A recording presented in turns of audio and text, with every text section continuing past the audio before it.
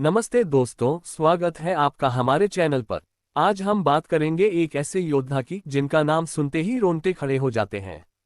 एक ब्राह्मण जो क्षत्रिय की तरह युद्ध करता था। एक तपस्वी जो क्रोध में समस्त क्षत्रिय वंशों को समाप्त करने की शक्ति रखता था। जी हाँ, हम बात कर रहे हैं भगवान विष्णु के छठे अवतार परशुराम की। महाभारत में उनकी भूमिका इतनी रहस्यमयी और प्रभावशाली थी कि वे आज भी एक पहेली बने हुए हैं। इस छोटी वीडियो के सफर में हम जानेंगे परशुराम के जन्म से लेकर महाभारत में उनकी भूमिका, उनके क्रोध के पीछे की कहानी और उनके अमर होने का रहस्य। तो तैयार हो जाए एक रोमांचक यात्रा के लिए। चलिए शुरू करते हैं। अगर आपको भारतीय पौराणिक कथाएं पसंद हैं तो अभी हमारे चैनल को सब्सक्राइब करें और बेल आइकन दबाएं ताकि आप कोई भी नया वीडियो मिस न करें। परशुराम का परिचय और जन्म। परशुराम का जन्म त्रेता युग में हुआ था, लेकिन उनकी कहानी महाभारत तक फैली हुई है। वे भगवान विष्णु के दशावतारों में छठे अवतार माने जाते हैं। उनका मूल नाम राम था, लेकिन भगवान शिव से प्राप्त परशु कुल्हाड़ी के कारण उन्हें परशुराम कहा गया। परशुराम का जन्म महर्षि भृगु के वंश में महर्षि जमदग्नि और माता रेणुका के यहाँ हुआ। वैशाख शुक्ल तृतीया को उनका जन्म हुआ और बचपन से ही उनमें ब्राह्मण का तेज और क्षत्रिय का जोश दिखाई देता था।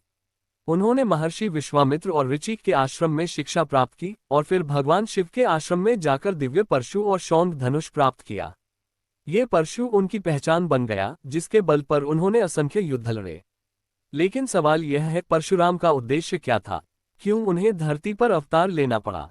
हिंदू मान्यताओं के अनुसार परशुराम का जन्म उस समय हुआ जब क्षत्रिय वर्ग अपनी शक्ति का दुरुपयोग करने लगा था। सहस्त्रार्जुन जैसे राजा, जो अपनी ताकत के घमंड में धर्म की सीमाएं लांघ चुके थे, लोगों को सता रहे थे। परशुराम का अवतार इन्हीं अत्याचारियों को सबक सिखाने के लिए हुआ। परशुराम और रामायण। परशुराम की कहानी सिर्फ महाभारत तक सीमित नहीं है।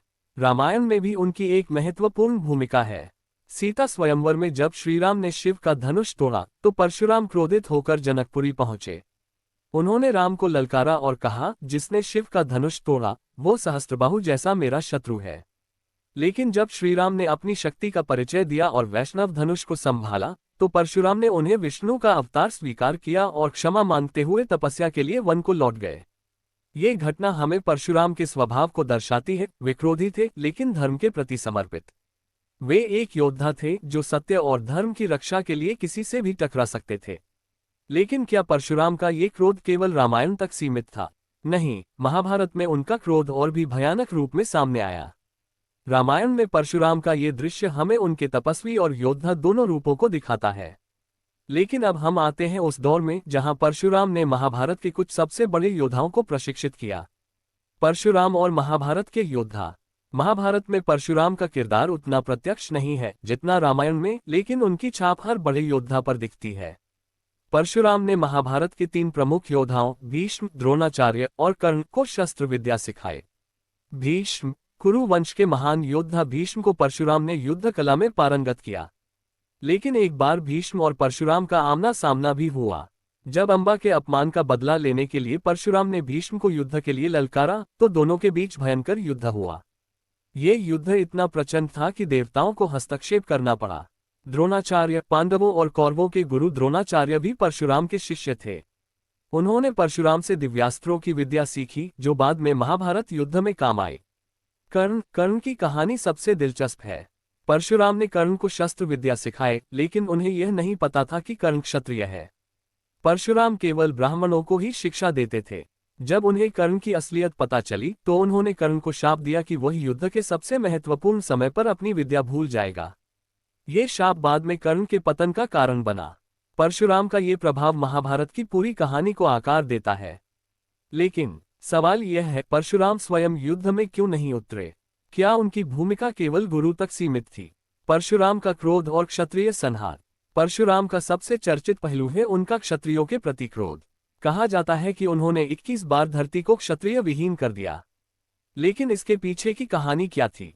महिष्मति के राजा सहस्त्रार्जुन, जिन्हें भगवान दत्तात्रेय से 10,000 हाथों की शक्ति मिली थी, ने अपने घमंड में धर्म की सभी सीमाएं तोड़ दी थीं।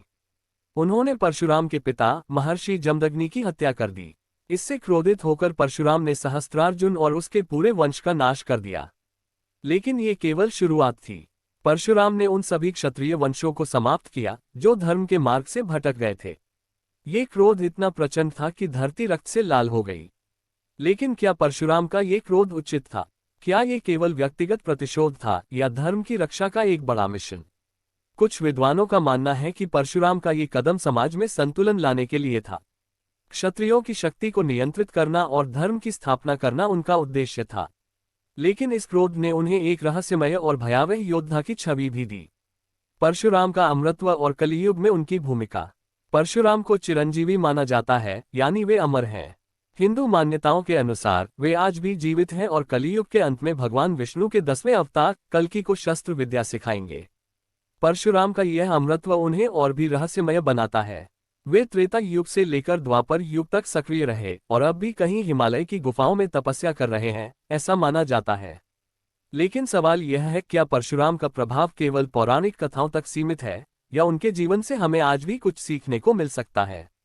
परशुराम हमें सिखाते हैं कि क्रोध और शक्ति का उपयोग धर्म की रक्षा के लिए होना चाहिए। उनका जीवन संतुलन का प्रतीक है, ब्राह्मण का तेज और क्षत्रिय का जोश।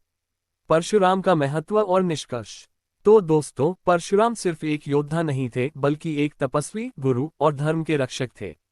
महाभारत में उनकी भूमिका भले ही पर्दे के पीछे रही, लेकिन उनके शिष्यों भीष्म, द्रोण और कर्ण के माध्यम से उन्होंने युद्ध की दिशा तय की। उनका क्रोध, उनकी शक्ति और उनका अमरत्व आज भी हमें प्रेरित करता है। वे हमें सिखाते हैं कि सच्चाई और धर्म के लिए खड़ा होना कितना जरूरी है। परशुराम की कहानी हमें ये भी बताती है कि शक्ति का उपयोग सही दिशा में करना चाहिए।